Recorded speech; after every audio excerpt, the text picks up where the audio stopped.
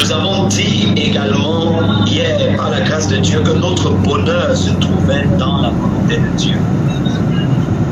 Et que pour réussir, il y a 5 questions principales auxquelles il faudrait absolument répondre.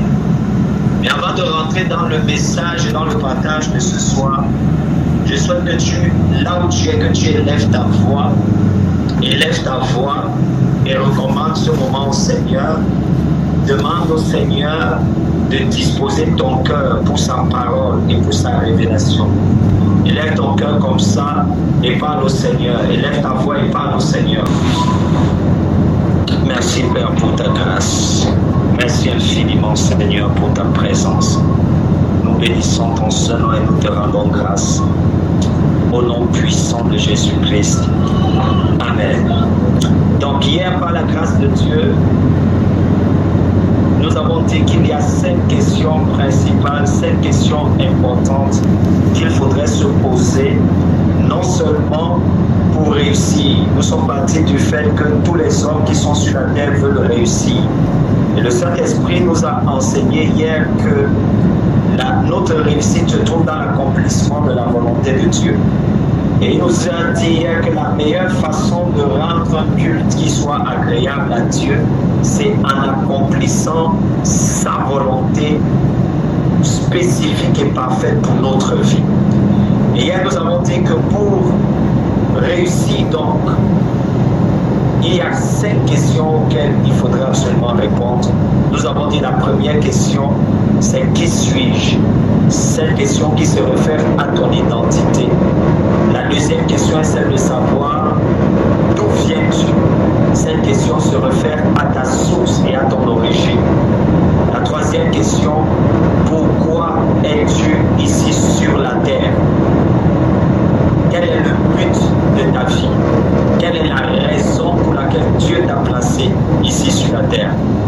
La quatrième question à laquelle il faudrait absolument répondre est celle de savoir que peux-tu faire?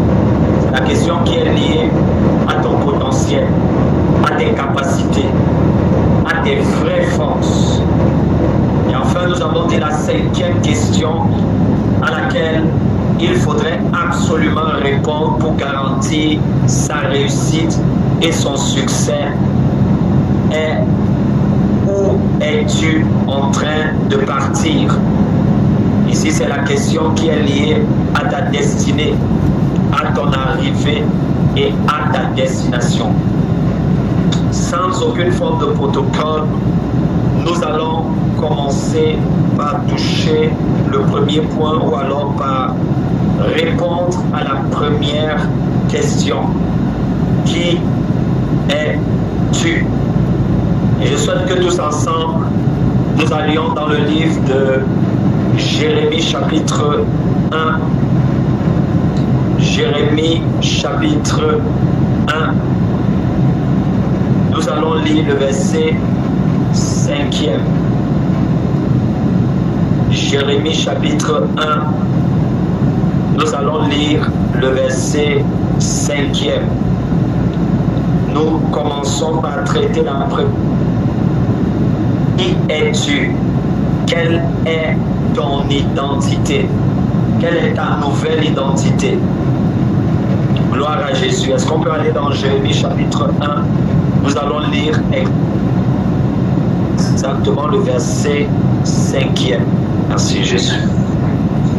Jérémie chapitre 1, verset 5. La Bible dit: avant que je ne t'eusse formé dans le ventre de ta mère, je te connaissais, et avant que tu fusses sorti de son sein, je t'avais consacré, je t'avais établi pour faire des nations. Gloire à Jésus. Est-ce que tu peux reprendre le texte, s'il te plaît?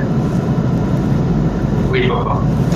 Avant que je t'eusse formé dans le ventre de ta mère, je te connaissais, et avant que tu fusses sorti de son sein, je t'avais consacré, je t'avais établi prophète des nations. Gloire à Jésus. Et le premier point que nous voulons toucher est le suivant. Vous ne pouvez pas rendre un culte agréable à Dieu si vous ne connaissez pas votre identité. Quelle est donc votre identité? Et lorsque nous parlons de la question de l'identité, nous ne faisons pas allusion au pays d'où vous venez. Nous ne faisons même pas allusion à la famille d'où vous venez. La question de votre identité n'est pas liée à vos diplômes. La question de votre identité n'est pas liée à votre statut social. La question de votre identité n'est pas liée à la fonction que vous remplissez dans cette entreprise, dans cette structure, dans cette organisation. La question de votre identité est liée à ce que vous êtes réellement aux yeux de Dieu, à ce que vous représentez réellement aux yeux de Dieu. Et lorsque nous lisons les Saintes Écritures, nous pouvons voir qu'il y a une déclinaison de différentes identités tout au long de la Bible. Lorsque vous lisez la Bible de Genèse jusqu'à Apocalypse, vous allez voir qu'il y a une déclinaison de plusieurs identités. Et des fois, ça devient souvent un peu difficile ou paradoxal pour certaines personnes d'arriver à discerner réellement quelle est leur identité en Christ. Et il y a déjà certaines choses qui ont été enseignées que vous savez sûrement. Nous n'allons pas revenir sur toutes ces choses, mais nous allons mettre l'emphase sur 2 ou 3 choses qui concernent votre identité et qui est importante et qui est capitale en Christ. C'est important de savoir que lorsque vous êtes né de nouveau, il y a réellement eu un changement d'identité. L'identité ne fait pas référence à la couleur de votre peau. L'identité ne fait pas référence à votre teint ou au timbre vocal que vous avez. L'identité fait référence à la façon, à la manière que vous êtes vu par Dieu et que vous êtes vu de Dieu. Et au moment où vous êtes né de nouveau, parce qu'il y a eu un changement de royaume, il y a également eu un changement de votre identité.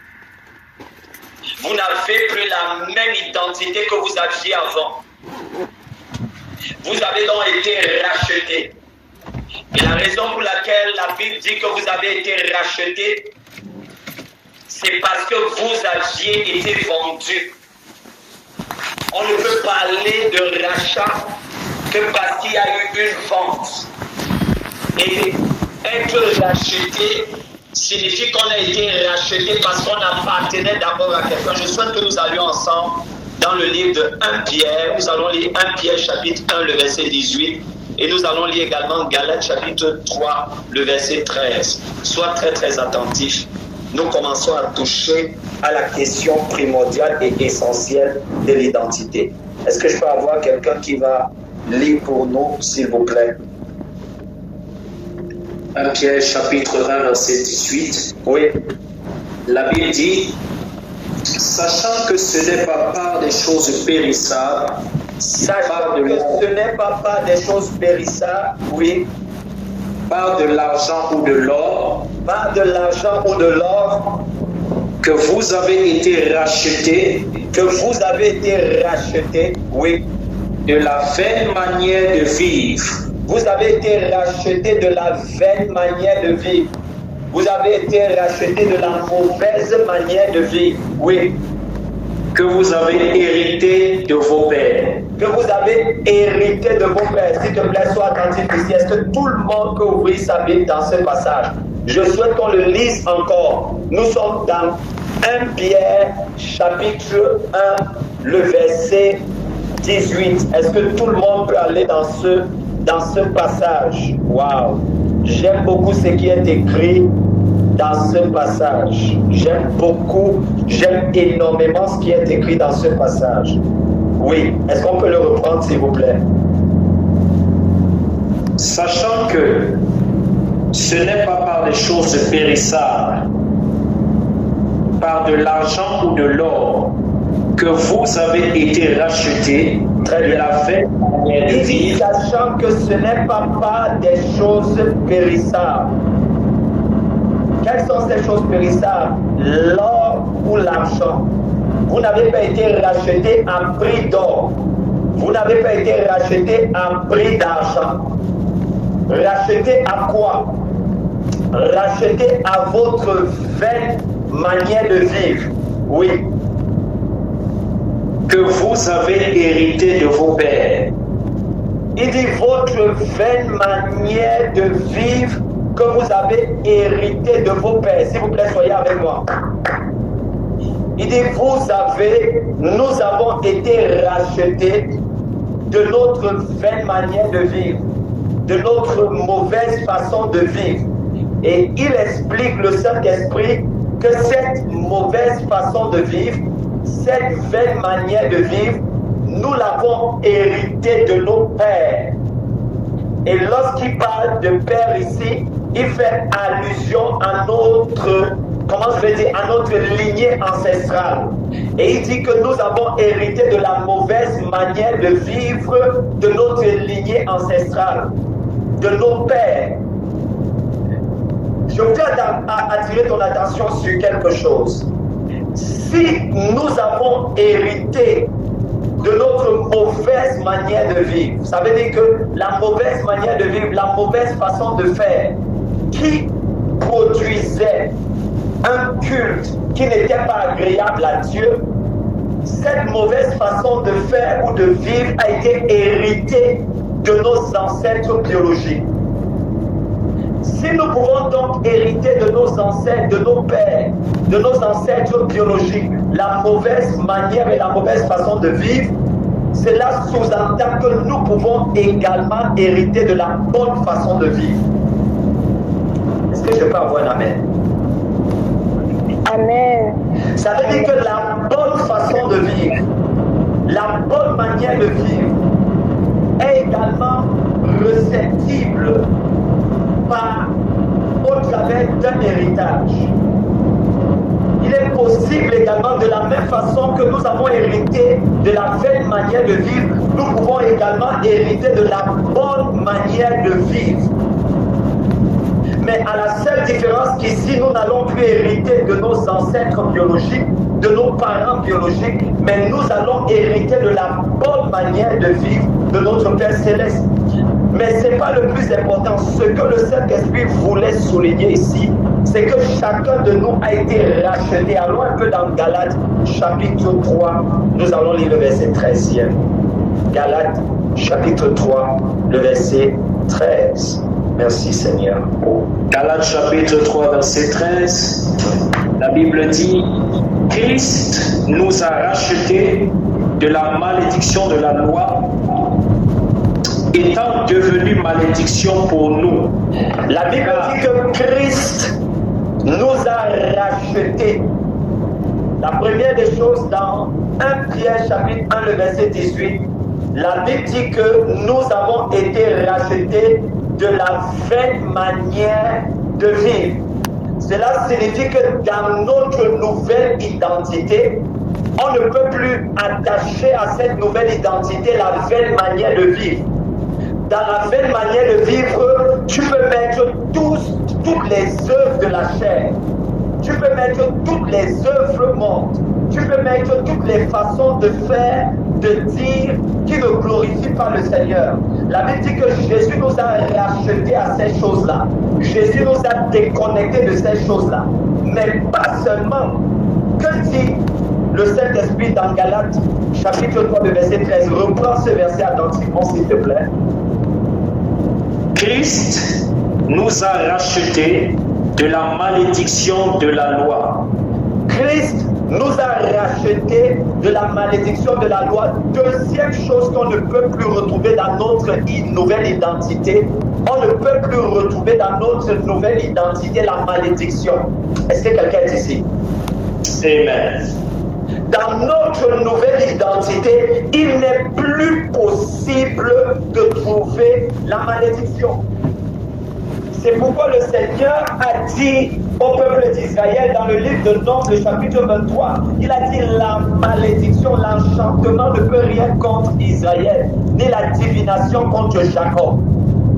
Ça veut dire que dans notre nouvelle identité en Christ, on ne peut plus trouver la malédiction. Et il dit que nous avons été rachetés de la malédiction de la loi. Et il explique que la raison pour laquelle on a les malédictions ou la malédiction, c'est à cause de l'existence de la loi. Mais la Bible nous enseigne que la loi nous a été donnée par Moïse, mais que la grâce et la vérité nous ont été données par Jésus. La loi nous a été donnée par Moïse et cette loi a produit la mort. Elle a produit le péché, la mort, la malédiction. Mais la grâce et la vérité qui sont venues par la personne de Jésus-Christ n'ont pas produit la malédiction, n'ont pas produit la mort, n'ont pas produit le péché, mais ont produit la vie éternelle. Ça signifie que dans notre nouvelle identité, on ne peut plus associer la malédiction à notre nouvelle identité. Est-ce que je peux avoir un amen? Amen. Est-ce que tu peux lire, s'il te plaît, la fin du verset? Il dit, Christ nous a rachetés de la malédiction de la loi, étant devenu malédiction pour nous. Étant devenu malédiction pour nous, oui. Car il est écrit, maudit est quiconque est pendu au bois. Donc l'une des raisons pour lesquelles le Seigneur Jésus-Christ est allé sur la croix, c'est afin d'être pris ou alors de prendre la place de la personne qui est maudite. Ça c'est important et c'est capital pour la suite de ce que nous allons partager. Ça signifie que là, parce que tu es enfant de Dieu, tu ne peux pas être sous la malédiction. Oh mon Seigneur. Est-ce que je peux avoir un amen? Je dis parce que tu es enfant de Dieu, tu ne peux pas être sous la malédiction. Parce que Christ t'a racheté de la malédiction. Amen. Et ça, c'est une vérité fondamentale qui doit être incrustée dans ton tu n'es donc plus sous le joug de la malédiction.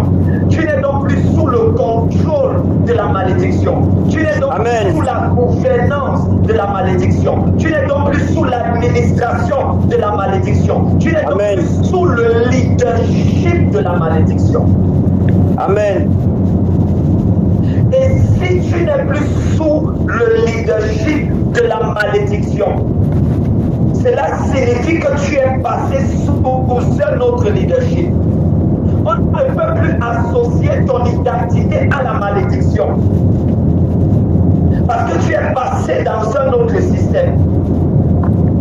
Ça veut dire que la nouvelle identité que tu as, c'est une identité qui est totalement différente de tout ce qui a trait à la malédiction. Amen. Donc toute la malédiction et le champ lexical de la malédiction ne peut plus être associé à ta personne et à ta vie. Est-ce que je peux avoir un amen qui est consistant? Amen. Mais écoute attentivement. Amen. Le rachat ne suffit pas. Parce qu'on peut avoir été racheté sans être libre. Est-ce qu'ils sont ici avec moi? Oh, est-ce qu'on peut progresser? Amen. Oh mon Dieu. J'ai dit le rachat n'est pas suffisant. Parce que être racheté signifie que, première des choses, tu étais considéré comme une marchandise. Et si la Bible dit que tu as été racheté, ça signifie qu'il y avait quelqu'un qui te possédait, quelqu'un qui te contrôlait. Or, lorsque tu es racheté, ça signifie que tu es devenu la possession de celui qui t'a acheté ou de celui qui t'a racheté. Maintenant, le problème, c'est que certaines personnes à l'église s'arrêtent uniquement au niveau de la révélation du rachat. Est-ce que tu peux dire, homme de Dieu avance? Homme de Dieu. Homme de Dieu avance. Dans la Bible, il y a plusieurs dimensions de révélation. Et les choses que tu obtiens dans le royaume de Dieu sont en fonction de la qualité de la révélation avec laquelle tu opères. Donc le rachat est une dimension de notre identité. Mais nous avons en réalité une identité en Christ qui est supérieure au rachat. Amen. Est-ce que quelqu'un peut me donner un amen? Amen. Amen. En fait, celui qui est racheté en Christ, il a une lumière qui est inférieure. Parce qu'on peut avoir été racheté sans être libre. Oh mon Dieu, est-ce qu'ils sont ici? Yes, sir. Aïe, attends, je te montre quelque chose. Joseph a été, disons, acheté par Potiphar. Mais le fait que Joseph ait été acheté par des Égyptiens. Mais maintenant, ayant été acheté par des Égyptiens, il se retrouve en Égypte et il est racheté par Potiphar. Est-ce que quelqu'un est ici? Mais le fait que Joseph se soit retrouvé en train d'être racheté par Potiphar ne signifie pas qu'en ce moment-là, Joseph était libre. Amen. Donc, quelqu'un peut t'avoir racheté sans t'avoir libéré. Donc, celui qui opère avec la révélation du rachat est en train d'opérer avec une révélation qui est inférieure. Dans la Bible, il y a donc des révélations. Les révélations peuvent se superposer. Mais le Seigneur dit, qu'est-ce qui va vous libérer? Qu'est-ce qui va vous affranchir? Il dit, c'est la vérité. Il dit, c'est la lumière. C'est donc la vérité, c'est donc la lumière qui libère et qui affranchit. Ah, est-ce que je peux continuer? Amen. Amen. Donc, dans notre identité, il y a quelque chose qui est supérieur au fait d'avoir été racheté. Parce que lorsque nous venons à Christ, nous sommes rachetés par Christ, mais nous ne sommes pas seulement rachetés par Christ. Parce que le fait que quelqu'un soit racheté, quelqu'un peut avoir été racheté, mais être toujours condamné. Le rachat n'exclut pas la condamnation. C'est l'une des raisons pour lesquelles, en plus d'avoir la révélation du rachat, tu dois connaître qu'en plus d'avoir été racheté, tu as été libéré. Mais avant d'être libéré, tu as été justifié. La Bible dit dans le livre de Romains, le chapitre 8, que nous avons été justifiés. C'est la raison pour laquelle dans Romains chapitre 8, le verset 1er, la Bible dit qu'il n'y a désormais plus aucune condamnation pour ceux qui sont en Christ. Amen. Sois attentif. Yes. Il n'y a désormais plus aucune condamnation. Je suis en train de parler de l'identité et tu vas voir où je vais en venir. La Bible dit dans Romains chapitre 8, le verset 1, ouvrons nos Bibles dans ce passage. Tu vas me dire, oui, je connais ce passage, mais ouvrons-le encore. Romains chapitre 8, le verset 1. Est-ce qu'on peut le lire, s'il vous plaît? Romains chapitre 8, verset 1. Il n'y a donc maintenant aucune condamnation pour ceux qui sont en Jésus-Christ. La Bible dit qu'il n'y a donc désormais plus aucune condamnation pour ceux qui sont en Christ. En fait, dans les textes originaux, la Bible est en train de dire que désormais ceux qui sont en Christ ne peuvent plus être condamnés. Amen. Sois avec moi. La Bible dit dans les textes originaux que ceux qui sont en Christ, désormais, ils ne peuvent plus être condamnés. Alléluia. Or, comment est-ce qu'on appelle quelqu'un qu'on ne peut plus condamner? Quelqu'un qu'on ne peut plus condamner jouit de ce qu'on va appeler une immunité. Amen. Ici. Ça veut dire que nous n'avons pas seulement été rachetés en Christ, mais en plus d'avoir été rachetés, Christ nous a justifiés. En plus d'avoir été justifiés, Christ a placé sur nous ce qu'on va appeler une immunité divine. C'est l'immunité. Amen. De sorte qu'on ne peut pas condamner un député. C'est l'immunité. Amen. De sorte qu'on ne peut pas condamner un sénateur. Les sénateurs dans certains pays, dans certaines nations, jouissent de l'immunité. Il y a ce qu'on appelle l'immunité présidentielle, l'immunité sénatoriale.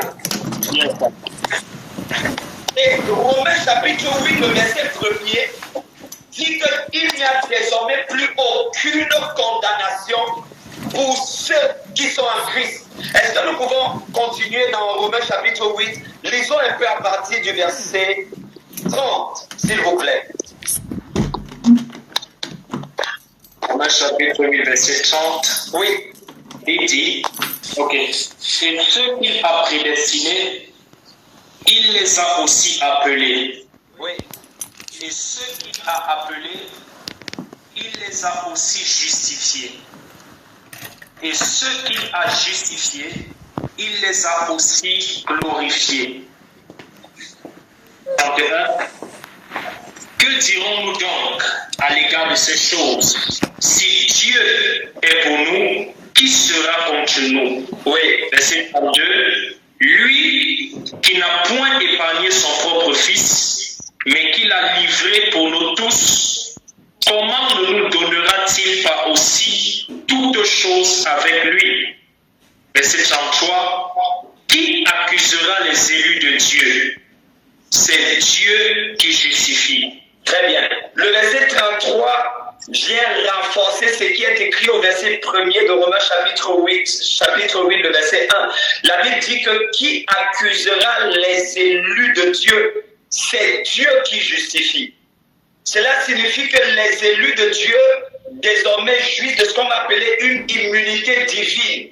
Et c'est cette immunité divine qui fait en sorte qu'on ne puisse plus les accuser. Je suis en train de parler de l'identité. On a vu premièrement qu'ils ont été rachetés de la mauvaise façon de vivre. Ça veut dire qu'on ne peut plus associer leur identité à la mauvaise façon de vivre. Ça, c'est premièrement. Deuxièmement, nous avons vu dans le livre de Galates que ils ont été rachetés de la malédiction de la loi. Ça signifie que dans leur identité, on ne peut plus les associer à la malédiction. Gloire à Jésus. Troisièmement, la Bible va plus loin. La Bible dit que désormais, on ne peut plus les accuser. Quelle est la raison pour laquelle on ne peut plus les accuser? La raison pour laquelle on ne peut plus les accuser, c'est parce que c'est Dieu qui justifie. Et parce que c'est Dieu qui justifie, eux, on ne peut plus les accuser. Pourquoi on ne peut plus les accuser? Parce qu'ils sont devenus fils et filles de Dieu. Est-ce que je peux avancer maintenant? La raison pour laquelle on ne peut plus les accuser, c'est parce qu'ils sont devenus fils et filles de Dieu. Allons ensemble dans le livre de Jean, chapitre 1er. Chapitre 1er, nous allons lire du verset 12. Jean, chapitre 1er, nous allons lire à partir du verset 11, verset 12 et verset 13. Je veux bien souligner quelle est la raison pour laquelle désormais on ne peut plus les accuser. C'est parce qu'ils sont devenus fils et filles de Dieu dans leur nouvelle identité. Ton identité, telle qu'il est vu par le ciel, c'est l'identité de fils et c'est l'identité de fille. Allons dans Jean chapitre 1er. Jean chapitre 1, verset 11. Oui. La Bible dit, elle est venue chez les siens et les siens ne l'ont point reçue. Verset 12. Mais à tous ceux qui l'ont reçu, Oui. à ceux qui croient en son nom, elle a donné le pouvoir de devenir enfants de Dieu, lesquels sont nés non du sang, ni de la volonté de la chair, Oui. ni de la volonté de l'homme, mais de Dieu. Très bien. Est-ce que tu peux relire? Mais à tous ceux qui l'ont reçu, il leur a donné le pouvoir de devenir enfants de Dieu. Le pouvoir de devenir fils de Dieu. Le pouvoir de devenir fille de Dieu. Écoute bien.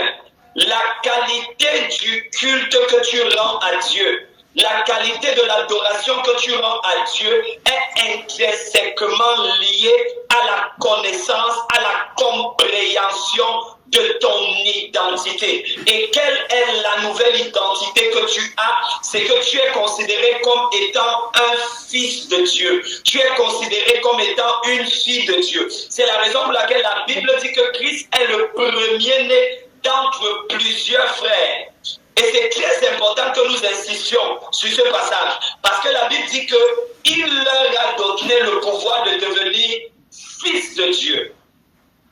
Et tu ne peux pas être fils de Dieu, tu ne peux pas être fille de Dieu sans partager la nature de Dieu. Est-ce que je peux avoir un amen? J'insiste sur la nature. Tu ne peux pas être fils de Dieu, tu ne peux pas être fille de Dieu sans partager la nature de Dieu. Donc notre nouvelle identité en Christ, c'est l'identité de fils. Et c'est l'identité de fille. La Bible dit que lesquels ne sont pas nés des désirs de la chair, ils ne sont pas nés de la volonté de l'homme, ils ne sont pas nés du sang, mais ils sont nés de Dieu. Allons ensemble dans le livre des Psaumes, chapitre 82. Nous allons lire le verset 6. Psaume chapitre 82. Nous allons lire le verset 6. Nous sommes en train de parler de ton identité. La qualité, la compréhension de ton identité, de ta nouvelle identité en Christ détermine la qualité du culte que tu rends à Dieu, la qualité de l'adoration que tu rends à Dieu, la qualité du service que tu rends à Dieu. Oui. Psaume chapitre 82, verset 6, j'avais dit, vous êtes des dieux, vous êtes tous des fils du Très-Haut. Oui. S'il te plaît, souligne cela dans ta Bible. Il dit, j'avais dit, vous êtes des dieux. Vous êtes tous des fils du Très-Haut. Vous êtes des dieux. Vous êtes tous des fils du Très-Haut. Et si tu es fils du Très-Haut, tu portes donc la nature de ton Père. Si tu es fille du Très-Haut, tu portes donc la nature de ton Père. Est-ce que je peux avoir un amen? Amen. Amen. On peut lire ce dernier passage dans le livre de Jean, dans le livre de Éphésiens chapitre 2. Éphésiens chapitre 2. Nous allons lire le verset 20, du verset 20 au verset 22. Éphésiens chapitre 2, versets 20 à 22. Vous avez été édifiés sur le fondement des apôtres et des prophètes, Jésus-Christ lui-même étant la pierre angulaire. En lui, tout l'édifice, bien coordonné, s'élève pour être un temple saint dans le Seigneur. En lui, vous êtes aussi édifiés pour être une habitation de Dieu en esprit. De ce fait, nous sommes devenus des citoyens célestes, des citoyens de la maison de Dieu. Et parce que nous sommes devenus des citoyens célestes, des citoyens de la maison de Dieu, Dieu n'a pas seulement voulu nous garder dans la position des personnes qui ont été justifiées. Dieu a voulu nous élever dans la position des personnes qui font partie du conseil divin. Est-ce que je peux avoir un amen? Dieu n'a pas voulu nous garder uniquement dans la position des personnes qui sont justifiées. S'il te plaît, comprends bien ce que nous partageons. Dieu n'a pas souhaité nous garder uniquement dans la position de quelqu'un qui est justifié. Parce que quelqu'un qui est justifié est comme quelqu'un qui est acquitté. La justification signifie que nous avons été acquittés d'une faute, acquittés d'une erreur, acquittés d'un péché. Or, qu'est-ce que Dieu a fait? En plus de nous avoir justifiés, en plus de nous avoir acquittés, il nous a premièrement donné l'immunité divine. Et c'est l'immunité divine qui fait en sorte que désormais, nous ne pouvons plus être condamnés. Nous ne pouvons plus être accusés. Mais en plus de nous avoir donné cette immunité divine, il nous a donné le statut de citoyen dans son royaume. Au-dessus du statut de citoyen dans son royaume, il nous a également donné il nous a également donné le statut de fils et de fille.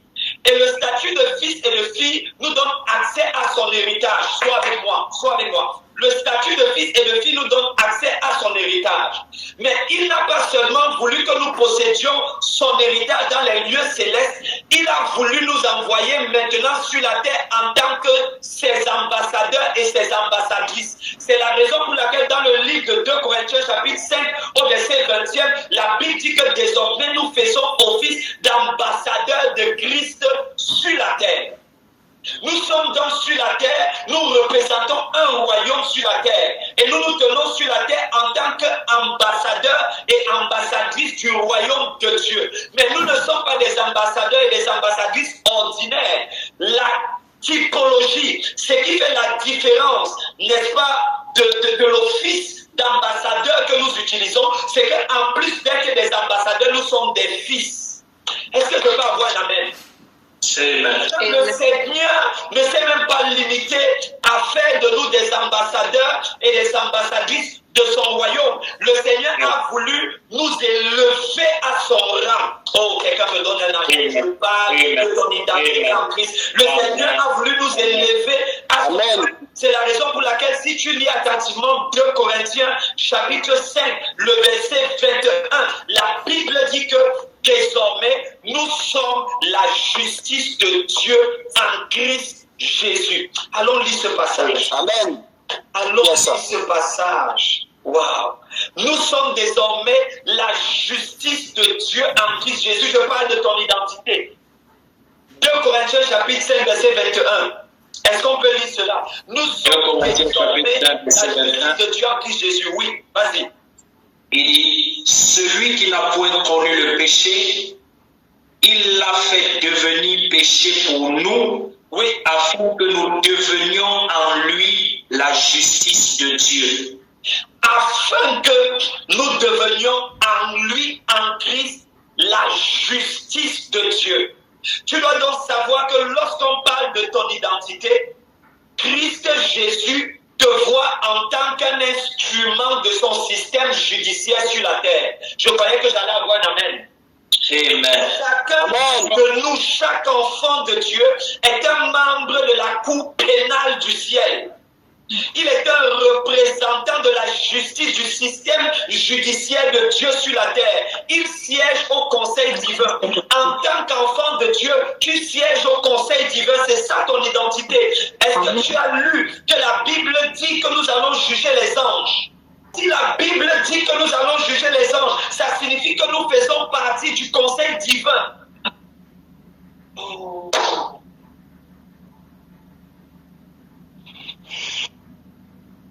La qualité de notre culte, de notre adoration est donc liée à la révélation que nous avons de notre identité. Tu as donc plusieurs échelons en ce qui concerne ton identité en Christ. Il y a certaines personnes qui choisissent de rester au niveau de la révélation du rachat. Il y a d'autres personnes qui choisissent de rester au niveau de la révélation du serviteur. Il y a d'autres personnes qui choisissent de rester au niveau de la révélation du disciple.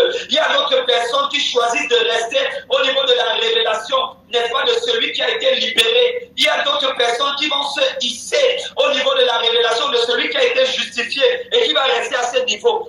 Mais c'est important de savoir que désormais, tu n'es plus esclave, mais tu es fils. Tu n'es plus esclave, mais tu es fille. En plus d'être fils et d'être fille, le Seigneur t'a désormais élevé et a voulu que tu fasses partie du système judiciaire du ciel. Est-ce que vous savez que la seule raison pour laquelle Dieu peut dire que ce que nous allons lier sur la terre sera lié au ciel, c'est parce que nous faisons partie du conseil divin. Amen. Amen. Mon Dieu. La seule raison pour laquelle, je suis dans le livre de Matthieu, la seule raison pour laquelle ce que nous lions au ciel, ce que nous lions sur la terre est lié au ciel. Ce que nous délions sur la terre est délié au ciel. La seule raison pour laquelle cela peut se faire, c'est parce que toi et moi, nous faisons partie du conseil divin. C'est ça notre vraie identité. Est-ce que je peux avancer? Si tu lis attentivement la Bible, tu vas te rendre compte que Jésus a dit quelque chose. Il a dit, ceux à qui vous allez pardonner les péchés, leurs péchés leur seront pardonnés. Ceux à qui vous allez retenir les péchés, leurs péchés leur seront retenus. Attends un peu. Est-ce que tu connais quelle est la raison pour laquelle, l'une des raisons pour lesquelles on a voulu lapider Jésus? Non. L'une des raisons pour lesquelles on a voulu lapider Jésus, c'était le jour où on a fait venir un estropié et on l'a fait passer par le toit d'une maison dans laquelle Jésus était en train d'enseigner. Et lorsqu'on a fait descendre cet homme qui était estropié, lorsque Jésus a vu cet homme, il a vu cet homme qui était totalement paralysé. La première des choses que Jésus a dit à cet homme, il a dit à cet homme, mon fils, tes péchés te sont pardonnés. Et lorsque Jésus a dit à cet homme, mon fils, tes péchés te sont pardonnés, les pharisiens se sont énervés. Ils se sont énervés et ils ont dit que Jésus a dit qu'il était Dieu. Pourquoi est-ce que les pharisiens ont dit que Jésus a dit qu'il était Dieu? C'est simplement parce que Jésus a proclamé qu'il avait la capacité de pardonner les péchés de cet homme. Or, les pharisiens savaient que la seule personne qui a la capacité de pardonner les péchés, c'est Dieu. Est-ce que je peux avancer? Amen. Maintenant, est-ce que vous êtes rendu compte que le moyen par lequel les gens rentrent dans le royaume de Dieu, c'est lorsque nous, qui sommes déjà dans le royaume de Dieu, nous pardonnons leurs péchés. Qu'est-ce que ça veut dire? Ça signifie que si quelqu'un qui est dans le royaume de Dieu ne pardonne pas les péchés de quelqu'un qui est dans le monde, cette personne qui est dans le monde ne va pas entrer dans le royaume de Dieu.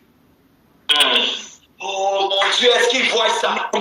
Pour que quelqu'un naisse de nouveau, nous qui sommes déjà nés de nouveau, nous qui sommes les fils de Dieu, nous qui sommes les filles de Dieu, pour que quelqu'un entre dans le royaume de notre Père, c'est avec notre permission. Oh Seigneur. Ça veut dire que les hommes ne peuvent pas rentrer dans le royaume de notre Père sans notre permission. Or, quel est le moyen au travers duquel nous leur donnons la permission de rentrer dans le royaume de notre Père? C'est en pardonnant leurs péchés. Parce que personne ne peut entrer dans le royaume de Dieu sans que ses péchés ne soient pardonnés. Lorsque nous conduisons donc quelqu'un à la nouvelle naissance, l'une des choses pour laquelle nous prions toujours, c'est pour le pardon de ses péchés. Et lorsque les péchés de la personne sont pardonnés, cette personne a accès au royaume de Dieu. Ça signifie qu'au travers du pardon des péchés, ou alors le pardon des péchés est le signe véritable ou l'un des signes véritables qu'en tant qu'enfant de Dieu, nous siégeons au conseil divin. Est-ce que je peux avoir un amen? Amen. Amen. Donc, dans notre nouvelle identité en Christ, il est mentionné membre du conseil divin. Membre du conseil divin. Membre du conseil divin. Et si tu es membre du conseil divin, cela signifie que tu es capable de prendre des décisions sur la terre qui sont appliquées au ciel. Amen. Je croyais que j'allais recevoir un amen. Amen. Amen. Donc, la qualité, la révélation que tu as de ton identité en Christ détermine et influence la qualité du culte, du service, de l'adoration que tu offres à Dieu. Amen. Un esclave ne peut pas adorer comme un fils. Oh. Hey. Plusieurs personnes, des fois, servent à l'église, mais servent comme des esclaves. Je sais que l'apôtre Paul a dit qu'il est un doulos, c'est-à-dire un esclave marqué. Mais ça, c'est une dimension de la révélation, parce qu'il y a une révélation qui est supérieure. Il y a des gens qui, à l'église, servent comme des esclaves. Mais l'esclave ne peut pas prendre autant soin des choses de son maître, comme le fils prend soin des choses de son père. Amen. Oh, je dis, Amen. l'esclave ne peut pas prendre autant soin des choses de son maître comme le Fils prend soin des choses de son Père. Amen. Le Fils va prendre plus soin des choses de son Père que l'esclave. Pourquoi? Parce que l'esclave n'a pas d'héritage dans les biens ou dans la fortune de son maître, mais le Fils a de l'héritage dans la fortune de son Père. Et parce que le Fils sait qu'il a que la fortune de son Père, c'est son héritage, le Fils va prendre plus soin des affaires de son Père que l'esclave. Ceux qui servent donc à l'Église avec la mentalité d'esclaves, leur culte, leur service, leur adoration n'est pas parfaitement agréable à Dieu. Mais ceux qui servent à l'Église avec la révélation de fils et de filles de Dieu prennent soin ou offrent à Dieu un culte, une adoration, un service qui est qualitatif, un service qui est excellent. Pourquoi est-ce qu'ils peuvent offrir à Dieu ce service excellent? Parce qu'ils savent qu'ils sont en train de servir dans les affaires de leur Père. Et c'est peut-être par ici que je vais sortir pour ce soir, afin que les uns et les autres puissent se reposer et que nous puissions terminer demain soir. C'est par ici que je vais sortir. Nous sommes... Jésus a 12 ans. Et la Bible déclare qu'il est sorti, ils sont allés se balader avec ses parents. Son père adoptif qui est Joseph et sa maman qui est Marie. Et la Bible dit qu'à un moment donné, Marie et Joseph vont se mettre à chercher Jésus. Et ils ne vont pas le retrouver. Et ils vont chercher pendant plus de 3 jours. Et en le cherchant, ils iront finalement dans le temple. Quelqu'un dit avec moi dans le temple. Dans le temple. Quelqu'un dit encore dans le temple. Et la Bible dit que c'est dans le temple qu'ils vont trouver Jésus. Et ils vont trouver Jésus au milieu des maîtres et des docteurs de la loi. Et lorsque ils vont faire savoir à Jésus qu'ils étaient en train de le chercher depuis plusieurs jours, Jésus va leur faire savoir que ne saviez-vous pas que j'étais en train de faire les affaires de mon Père? Celui qui sert, celui qui rend culte à Dieu avec la mentalité de fils, le fait avec un niveau d'excellence supérieur par rapport à celui qui sert avec la mentalité d'esclave.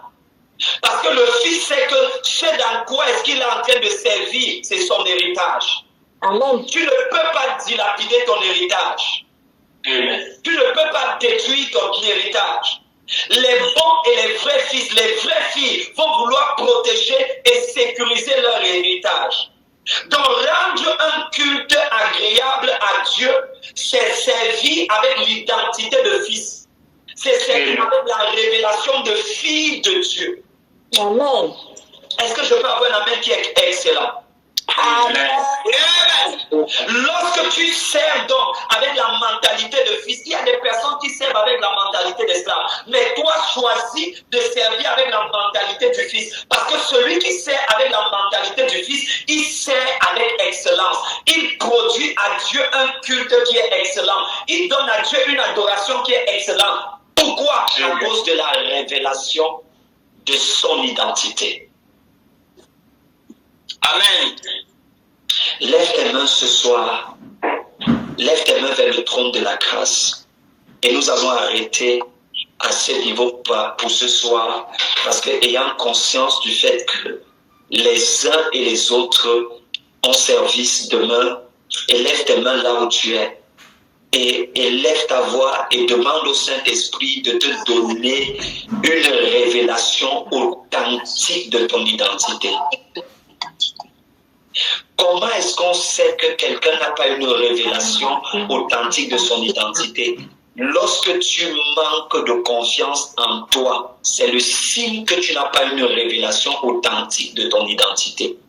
Comment savoir que quelqu'un n'a pas une révélation authentique de son identité? Lorsque tu marches et tu vis dans la peur, c'est le signe. C'est le signe que tu n'as pas une révélation authentique de ton identité. Parce que celui qui a une révélation authentique de son identité, il ne marche pas dans la peur. Amen. Lorsque tu as peur, oh mon Dieu, lorsque tu as peur de finir dans la pauvreté, c'est le signe que tu n'as pas une révélation authentique de ton identité. Regarde, je fais une différence entre connaître les versets bibliques qui parlent de ton identité et avoir une révélation de ton identité. Tu peux connaître les versets bibliques qui parlent de ton identité sans avoir une révélation authentique de ton identité. Comment est-ce que tu fais pour savoir si tu as une révélation authentique de ton identité? La première chose que tu verras dans la vie de quelqu'un qui a une révélation authentique de son identité, c'est le courage. Un courage extraordinaire.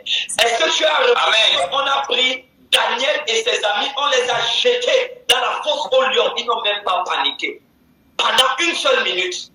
Est-ce que tu as remarqué que ces gars ont été jetés dans le feu et aucun d'eux n'a paniqué? Quelle est la raison pour laquelle ils n'ont pas paniqué? Quelqu'un dit à cause de la révélation de leur identité. À cause de la révélation de leur identité. Je suis dans le livre des Actes des Apôtres. Comment tu m'expliques qu'on arrête des apôtres et on les met en prison? Et pendant qu'ils sont en prison, on leur fait savoir que le lendemain, ils vont être tués. Parce que n'oublie pas qu'on a pris Pierre et on l'a jeté en prison. Pendant que Pierre était en prison, on a tué Jacques. Normalement, le lendemain, on devait tuer Pierre. Mais est-ce que tu constates et tu remarques que pendant que Pierre est censé être inquiet, est censé être apeuré, est censé être angoissé, alors qu'on a prévu on a prévu son exécution pour le lendemain. La Bible déclare que Pierre s'est couché et Pierre a dormi en paix. Qu'est-ce qui lui a donné autant d'assurance? Est-ce que vous voyez qu'il y a de cela quelques années, le même Pierre, je vais vous donner une révélation, le même Pierre était dans le même bateau que Jésus, mais il a eu peur de la tempête. Amen. Je dis qu'il y a de cela quelques années, Pierre était dans le même bateau que Jésus. Il était présent avec Jésus. Jésus était présent dans le même bateau que Pierre. Jésus était physiquement présent. Mais malgré la présence physique de Dieu, de Jésus, Pierre a quand même eu peur de la tempête. Qu'est-ce que cela signifie? Cela signifie que Jésus était physiquement présent à côté de Pierre, mais Pierre n'avait ni la révélation de son identité en Christ. Et parce qu'il n'avait pas la révélation de son identité en Christ, il s'est retrouvé en train d'être saisi par la peur. Est-ce que tu vois que c'est le même Pierre qui a régné Jésus après qu'on ait arrêté Jésus? Est-ce que tu vois que quelques jours plus tard, quelques semaines plus tard, quelques mois plus tard, le même Pierre qui était rempli de peur, c'est le même Pierre qui est devenu rempli d'assurance. Qu'est-ce qui a changé dans la vie de Pierre? La révélation de son identité en Christ. La révélation de son identité en Christ. Lorsque tu n'as pas la révélation de ton identité en Christ, tu marches dans la peur, tu vis dans les angoisses, tu vis dans l'inquiétude, tu vis dans le stress. Mais lorsque tu as pris conscience de la révélation de qui tu es en Christ Jésus, bien-aimé, toutes ces choses-là tombent. Et je vois toutes tes peurs tomber au nom de Jésus-Christ. Je vois toutes ces angoisses tomber au nom de Jésus-Christ. Je vois toutes ces inquiétudes tomber au nom de Jésus-Christ. Amen. Donne-moi un amen comme le temps. Amen. Prenons ce sujet de prière et c'est par là que nous sortons ce soir. Saint-Esprit de Dieu, donne-moi une révélation authentique de mon identité. Donne-moi une révélation authentique de mon identité. Pendant que je vais me coucher, Saint-Esprit de Dieu, donne-moi une révélation authentique de mon identité. Que ce soit dans les visions, montre-moi qui je suis. Montre-moi qui je suis spirituellement. Montre-moi ce que je représente spirituellement. Alléluia. Donne-moi une révélation authentique de mon identité. Dis-moi une révélation Lorsque tu authentique. reçois une révélation authentique de ton identité, cette révélation-là, elle t'habite, elle t'accompagne partout là où tu vas. Ce que les autres personnes vivent, tu ne le vis plus.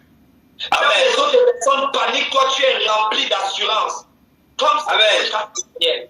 Comme c'était le cas de Pierre. Comme c'était le cas de Paul. Tu es rempli de l'assurance qui vient de la révélation de ton identité. Élève ta voix là où tu es. Élève ta voix. Élève ta voix. Et demande au Seigneur. Seigneur, une révélation claire de mon identité. Une révélation claire de mon identité. Seigneur, merci pour ta grâce. Merci infiniment. Merci infiniment. Merci infiniment. Merci infiniment. Amen. Je te laisse aller te reposer avec cette question. Jésus-Christ. Oh, Amen. Comment Amen.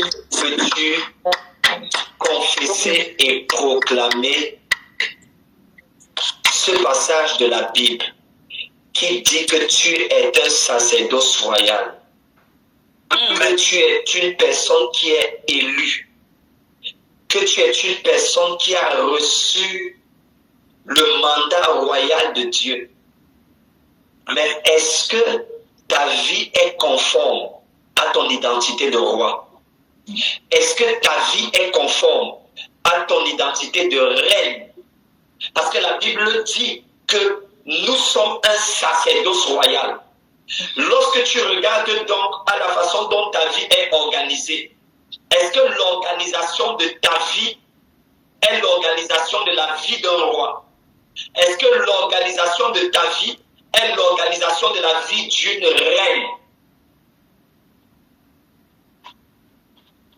En allant te reposer, va te reposer avec ce cri.